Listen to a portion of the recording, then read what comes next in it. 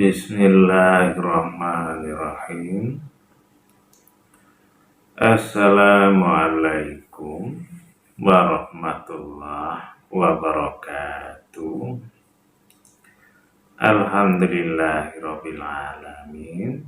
Wassalatu wassalamu ala asrofil anbiya'i wal mursalin wa ala alihi wa ashabihi ajma'in. Saudaraku sekalian, kita hidup di dunia ini diciptakan oleh Allah hanya untuk ibadah, seperti dalam firman-Nya, yaitu yang berbunyi, wa ma khalaqtul jinna wal insa illa liya'budun, yang artinya, dan tidaklah kuciptakan bangsa jin dan manusia kecuali untuk beribadah kepadaku. Dari dasar ayat itu, maka jelaslah bahwa kita itu hidup di dunia ditugaskan oleh Allah untuk mengabdi kepada Allah atau untuk beribadah kepada Allah. Dan ibadah itu atau pengabdian itu bukan hanya perintah Allah untuk mengerjakan sholat ataupun puasa, zakat, dan haji, tapi semua aktivitas kita sehari-hari itu harus bernilai ibadah. Kalau itu dilakukan dengan niat bismillah, yaitu niat karena Allah, karena menjalankan perintah Allah, dan tentunya juga yang dilakukannya itu sesuai dengan aturan-aturan atau perintah Allah dan Rasul-Nya, baik itu wujudnya perintah ataupun larangan. Dan apa yang kita lakukan itu akan menjadi dua nantinya. Yang satunya akan menjadi amal soleh, dan yang kedua akan menjadi amal salah.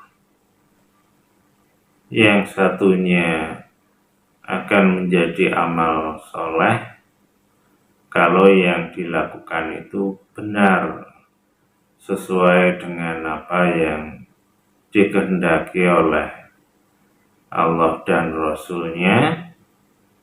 Dan yang kedua akan menjadi amal salah kalau itu tidak sesuai dengan apa yang dikehendaki oleh Allah dan Rasul-Nya. Insya Allah seperti itu. Dan kemudian amal yang kita lakukan tadi pada akhirnya akan ditimbang mana yang paling banyak amal yang kita lakukan itu, apakah amal soleh atau amal yang salah. Karena sudah dijelaskan juga di dalam surat Al-Qari'ah yang bunyinya Fa'amman sakulat mawazinuh bahwa fi aisyatir radiyah. Jadi barang siapa yang berat timbangannya, timbangan amal solehnya, maka dia di dalam keridhaan Allah. Artinya dia insya Allah masuk surga karena amal solehnya yang lebih berat.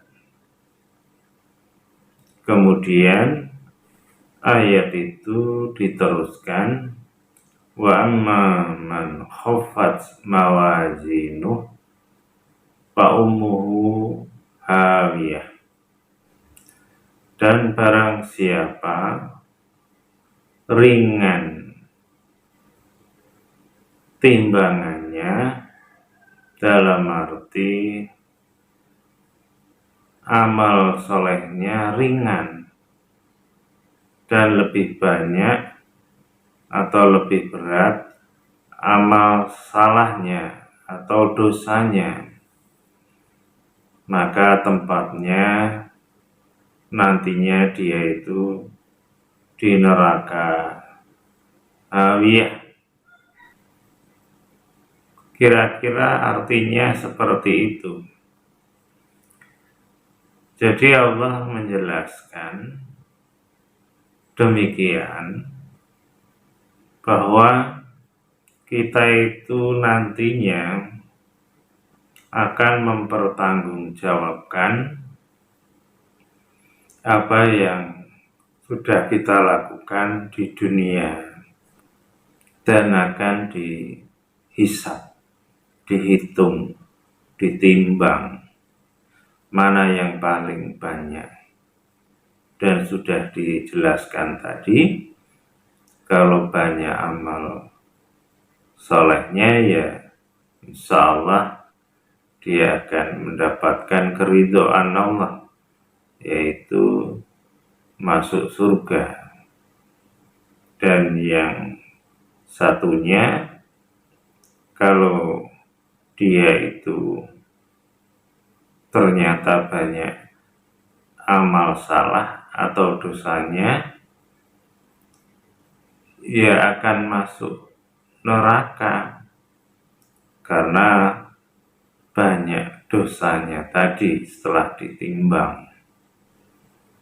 Kemudian dengan penjelasan ayat yang kita baca tadi,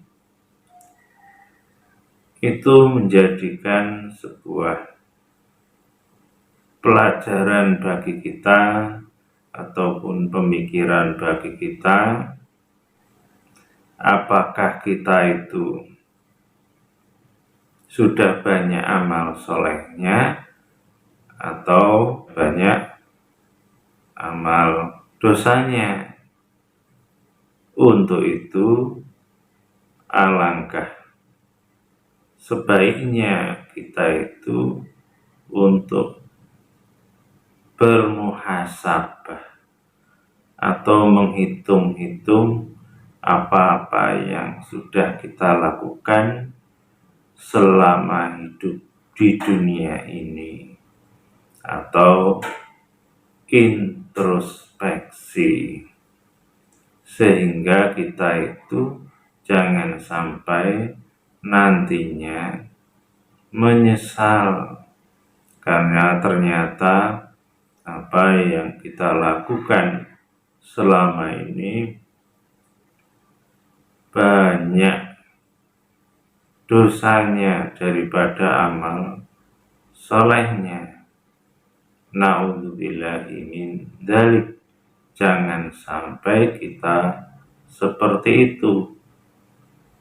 Harapan kita, ya amal baiknya lah yang banyak, yang berat, dan amal salahnya ringan atau kalau bisa tidak ada sama sekali amal buruknya.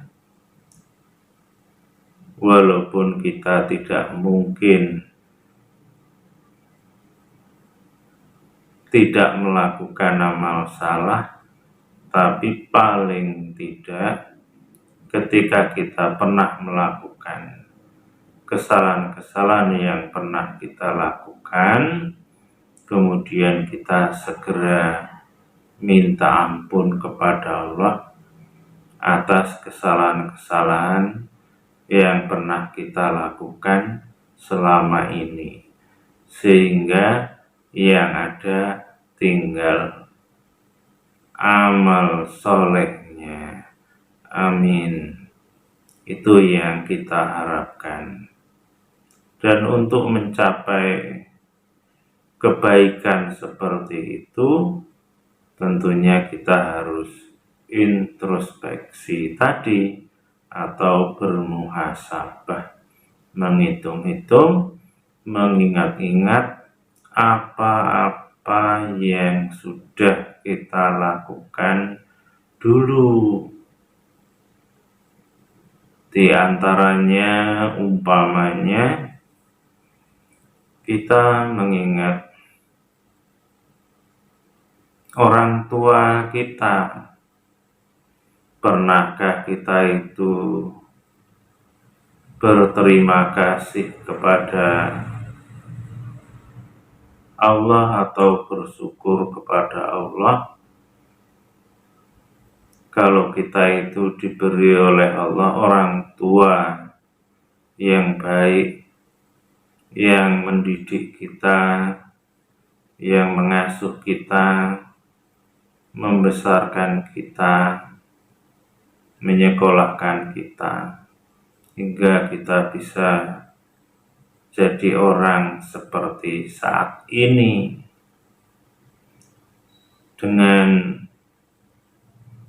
berdoa, memohon kepada Allah, umpamanya dengan mengatakan kepada Allah di dalam doanya, ya Allah, ya Tuhan kami, alhamdulillah, segala puji bagimu ya Allah, yang telah Engkau berikan kepada kami, kedua orang tua kami, yang mengandung kami, merawat kami, mengasuh kami, dan membesarkan kami dengan penuh kasih sayang, dengan ikhlas, dan mengorbankan baik tenaga, pikiran, ataupun perasaan demi agar kami menjadi anak yang baik, anak yang nantinya berguna, bisa mandiri, bisa hidup bahagia.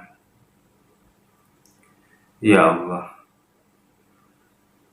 kalau selama ini kami tidak pernah bersyukur kepadamu ya Allah atas kebaikan orang tua kami, ampuni kami ya Allah, ampuni kesalahan-kesalahan kami ya Allah. Ya Allah, ya Tuhan kami, kalau juga dulu kami pernah menyakiti perasaannya, membuat sedih, membikin menangis,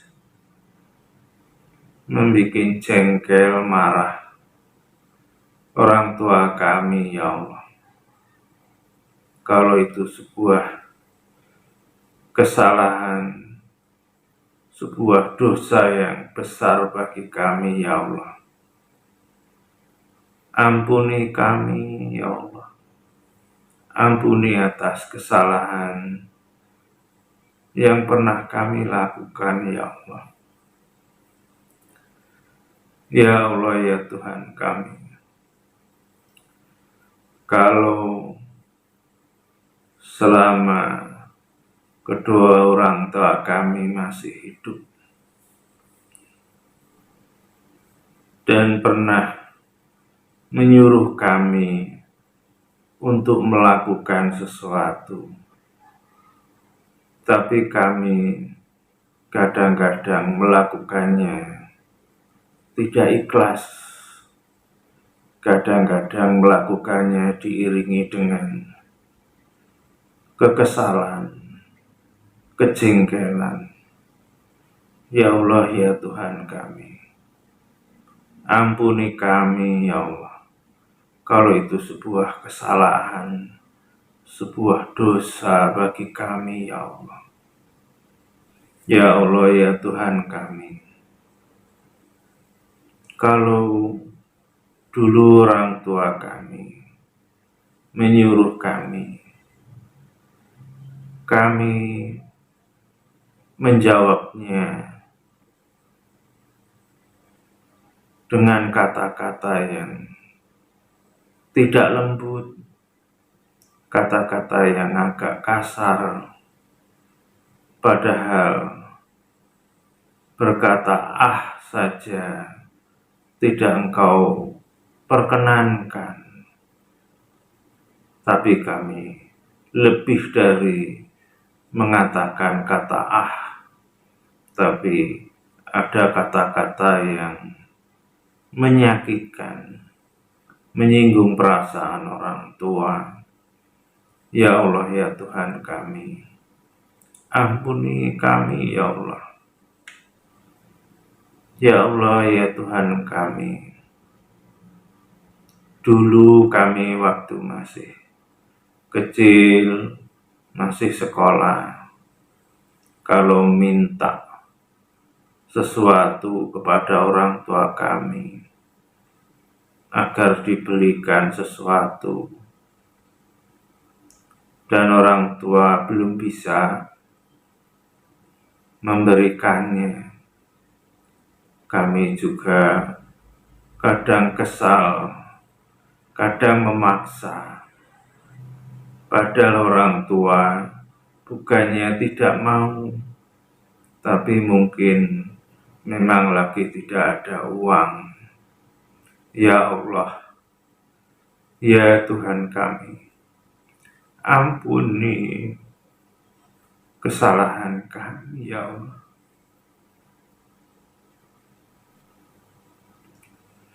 Kesalahan kami terhadap kedua orang tua kami, karena kami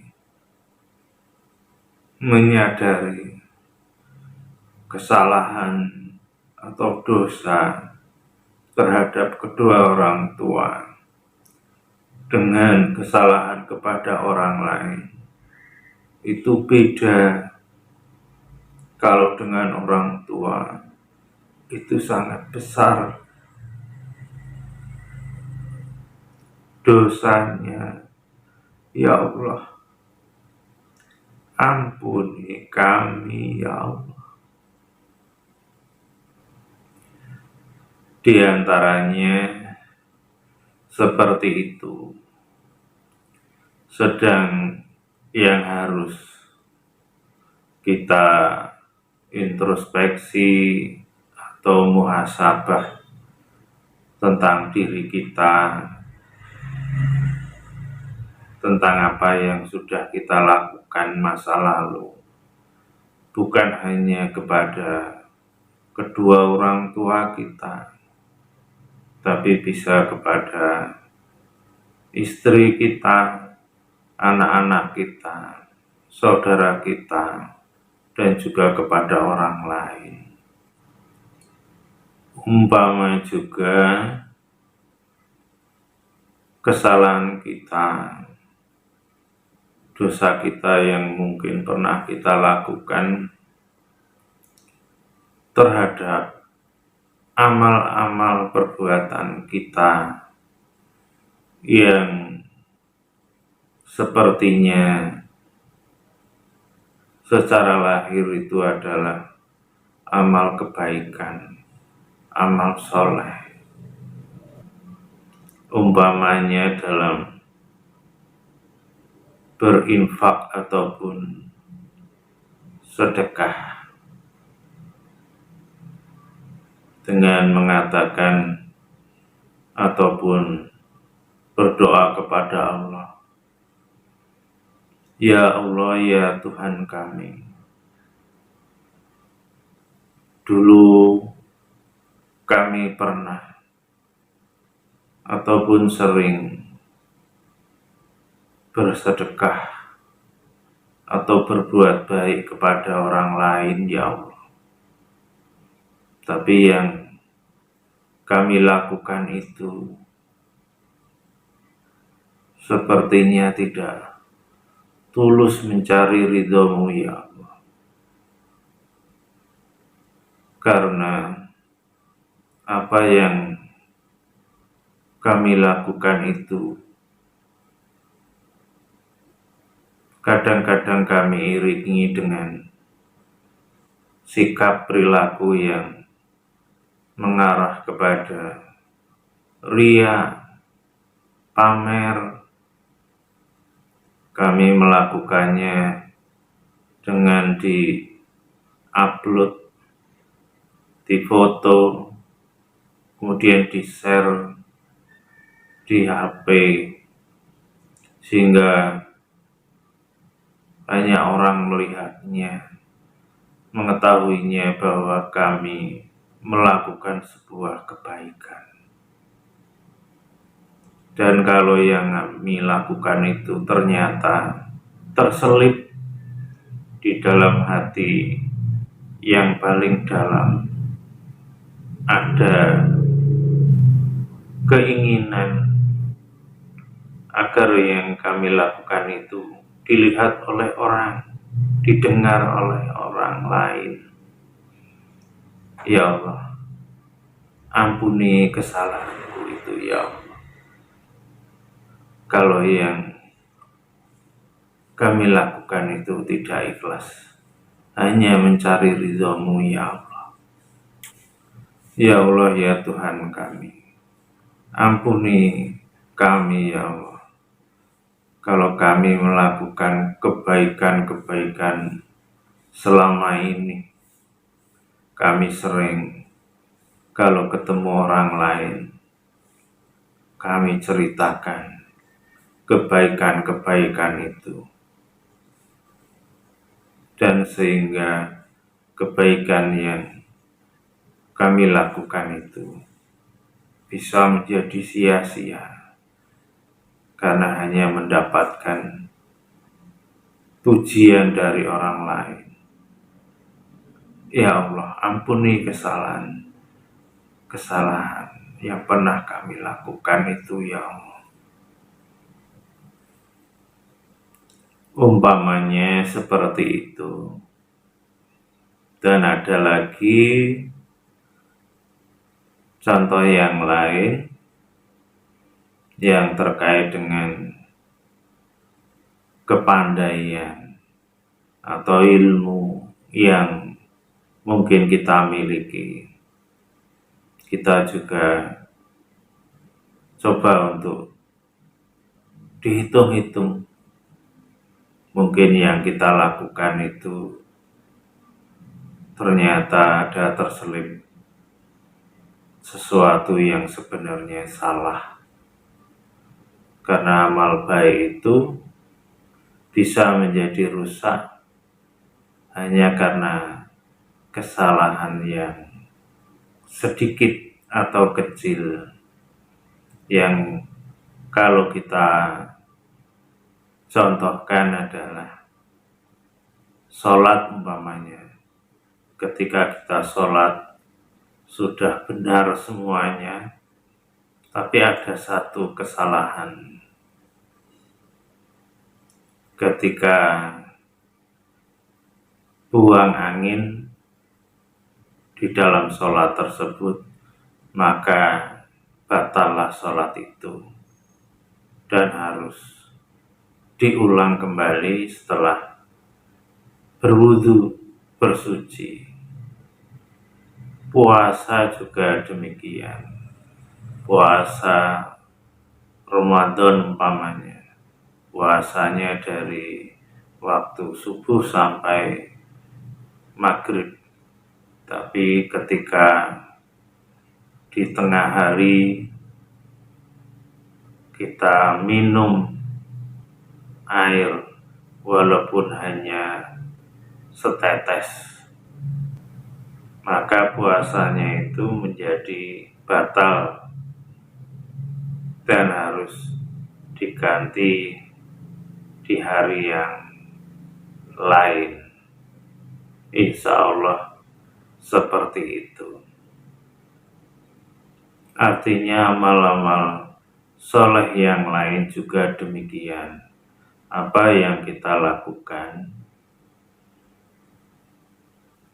sesuatu yang baik, tapi kalau sampai ada terselip sesuatu yang kecil, sesuatu yang mungkin kecil tapi bisa itu merusak amal soleh yang kita lakukan.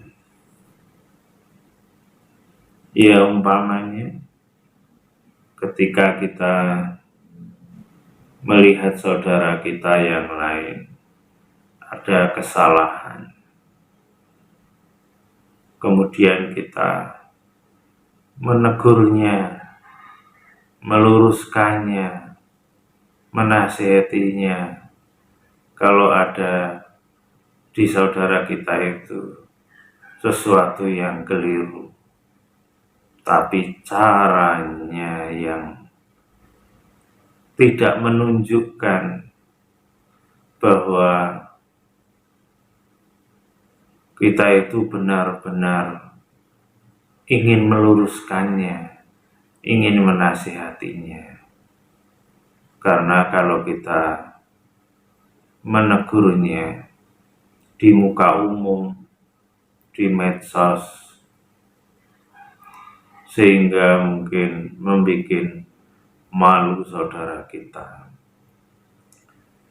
karena kata-kata kita yang sepertinya menasihati, tapi ternyata hanya ingin menunjukkan bahwa kita paling baik, kita itu lurus, kita itu berilmu, dan juga ingin merendahkan saudara kita yang lain tadi, sehingga malu. Boleh jadi seperti itu. Naudzubillah min dzalik. Kalau itu pernah kita lakukan, ya kita minta ampun kepada Allah. Dan juga kalau bisa minta maaf kepada saudara kita yang pernah kita permalukan. Di antaranya seperti itu. Karena kalau selama ini kebaikan-kebaikan yang pernah kita lakukan ternyata banyak berguguran di antaranya kita mengajak kebaikan tapi merendahkan orang lain. Kita berbuat baik tapi dipamerkan, dicerita-ceritakan ke orang lain, sehingga itu juga bisa menjadikan amal-amal yang pernah kita lakukan berguguran. Apalagi juga ceritanya umpamanya kepada orang lain, ini dulu saya ikut membangun, ini dulu saya ikut bekerja Ini dulu saya yang begini, yang begitu. Umpama seperti itu. Kalau setiap apa yang pernah kita lakukan terkait dengan kebaikan itu selalu kita ceritakan, selalu kita banggakan, selalu dipamerkan, maka selesailah sudah. Tinggal amal soleh yang mana yang masih kita miliki kalau seperti itu. Naudzubillahi min dzalik. Jangan sampai seperti itu. Jangan sampai kita sudah capek-capek beramal soleh, menghabiskan tenaga, waktu, perasaan, dan lain-lain. Ternyata musnah, berguguran, hilang hanya karena kesalahan kita sendiri. Mungkin boleh jadi kita dulu melakukannya ikhlas lillahi ta'ala, tapi ternyata tidak istiqomah. Dulu ikhlas, tapi beriringnya waktu, setahun, 2 tahun, kita digoda oleh setan. Ketika ketemu dengan orang-orang yang ada di sekitar kita, kita didorong, dihembuskan untuk menceritakan kehebatan kita, kealiman kita, kesolehan yang pernah kita lakukan dulu, sehingga itu sebuah kebanggaan. Naudzubillahi min dzalik. Jangan sampai kita lakukan lagi seperti itu.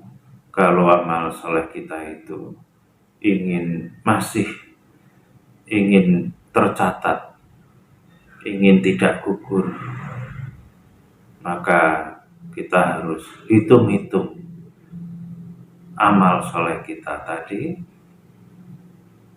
Jangan sampai kita nanti menyesal karena telah menghancurkan amal soleh yang pernah kita lakukan dengan perilaku, sikap kita sendiri.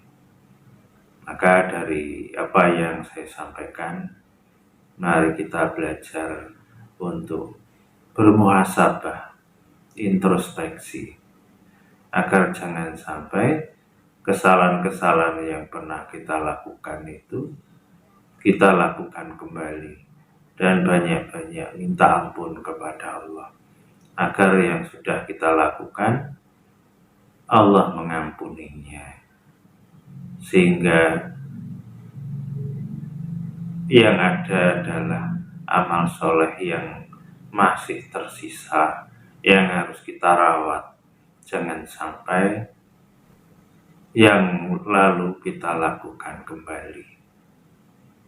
Insya Allah seperti itu.